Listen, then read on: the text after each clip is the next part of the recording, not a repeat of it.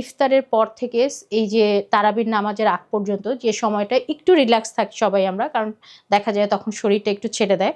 আপনার যে কাজটা করতে ভালো লাগে ওই সময়টা করুন। যেমন আমি অনেককেই তখন দেখেছি একটু বইটা পড়েন, কেউ একটু নিউজ দেখেন টিভিতে, কেউ হচ্ছে তার প্রিয় মানুষ যারা দূরে আছে তাদের সাথে কথা বলেন।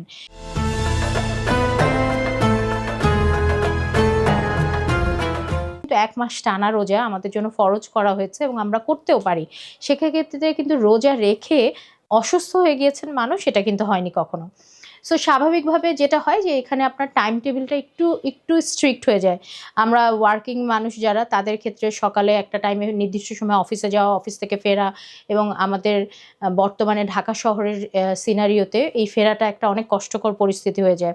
যারা বাসায় থাকেন তাদের মোটামুটি দুপুরের জোহরের পর থেকে একটা প্রিপারেশন থাকে যে আমরা হচ্ছে কি ইফতার প্রিপেয়ার করব, ইফতার, রাতের খাবার এবং একই সাথে আমাদের সেহরিটাও চিন্তা করতে হয়। রেক্সল 99.9% জীবাণু থেকে সুরক্ষা দেয়। বাংলাদেশের রেক্সল, কেয়ারে অল ইন অল। ইফতারের পর থেকে এই যে তারাবির নামাজের আগ পর্যন্ত যে সময়টা একটু রিল্যাক্স থাকি সবাই আমরা, কারণ দেখা যায় তখন শরীরটা একটু ছেড়ে দেয়।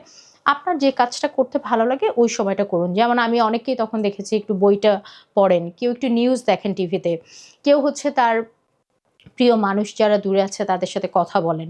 এগুলো কিন্তু মেন্টালি আপনাকে কি দেয়? একটা এমন ইন্ডিকেশন দেয় যে আপনার স্বাভাবিক জীবনযাত্রায় সবকিছুই আছে, আপনি রোজাও করছেন সাথে। আর কিছু খাবার আছে যে খাবারগুলো আসলে আপনার এই সময় আপনাকে, খাবার বলতে কিছু নিউট্রিয়েন্টস যেগুলো আপনার এই মেন্টাল স্ট্রেস যদি কোনো কারণে অফিসিয়াল অথবা পারিবারিকভাবে থেকে থাকে সেটাকে ম্যানেজ করতে হেল্প করে, ডিপ্রেশন বা ফ্রাস্ট্রেশন থেকে আপনাকে হচ্ছে সরিয়ে আনে। তার মধ্যে আমি প্রথমেই বলবো ভিটামিন বি কমপ্লেক্সের কথা, একই সাথে জিঙ্ক, আয়রন, আয়োডিন, এই সমৃদ্ধ খাবারগুলো আপনার কিন্তু হচ্ছে এই সময় মেন্টাল স্ট্রেস থেকে একটা রিলিফ দেয়। নাটস বা বাদাম, বিভিন্ন ধরনের বাদামেও কিন্তু আপনার এমন কিছু উপাদান আছে যেটা আপনাকে মেন্টালি স্ট্রেস থেকে রিলিফ দেয়। সো এই যে vitamin B complex, iron, iodine, zinc, এগুলো আপনি সব বিভিন্ন ধরনের ফল এবং হচ্ছে আমরা যদি দেখি সবজি থেকে পেয়ে যাচ্ছেন। Very good source of iron হচ্ছে, আয়রন এবং জিঙ্ক হচ্ছে ডিম এবং হচ্ছে মাংস।